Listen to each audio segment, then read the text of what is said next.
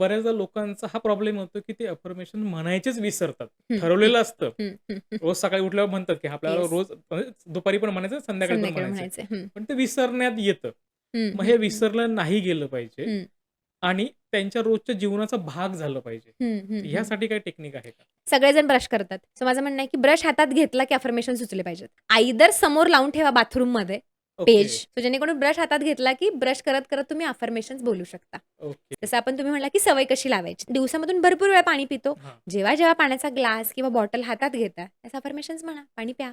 Okay. Energy जाणार आहे पाण्याला, तीच एनर्जी आतमध्ये ट्रान्सफर होणार आहे. अफर्मेशन्सला आणखी जास्त एनर्जी मिळणार आहे. ओके. आणि सगळ्यात महत्त्वाची जी मी स्वतः फॉलो करते, ती म्हणजे जेवायला बसल्यानंतर तुम्ही अफर्मेशन्स म्हणूनच जेवण केलं पाहिजे. ओके. असं का? आता भरपूर लोकं ज्यावेळेस जेवण करायला बसतात, हं. त्यावेळेस आयदर समोर टीव्ही असतो, टॅब असतो किंवा हातात मोबाईल असतो. मोबाईल असतो. हेल्थला तर दुष्परिणाम होतातच, हं. पण मनावरती सुद्धा त्याचा परिणाम होतो. ओके. सो सगळ्यात बेस्ट टाईम मला असं वाटतं, की जेवणाच्या आधी म्हणा, जेणेकरून एनर्जी अलाईन होतीये, हां. ब्रीथिंगकडे फोकस होतोय. प्रत्येक घास ती एनर्जी घेऊन आतमध्ये चाललाय. ओके. याच्यामध्ये 2 गोष्टी साध्य होतात. मी जे म्हटलं सकाळ, दुपार, संध्याकाळ. हां. जेवण आपण 3 टाईम 3 करतो. टाईम करतो. करेक्ट. Breakfast, lunch, dinner. हां. तिन्ही वेळेस तुम्ही ताट समोर आलं, अफर्मेशन सुरुवात. मग ओके. जेवण करा. सो अशा ओके. पद्धतीने तुम्ही करू शकता.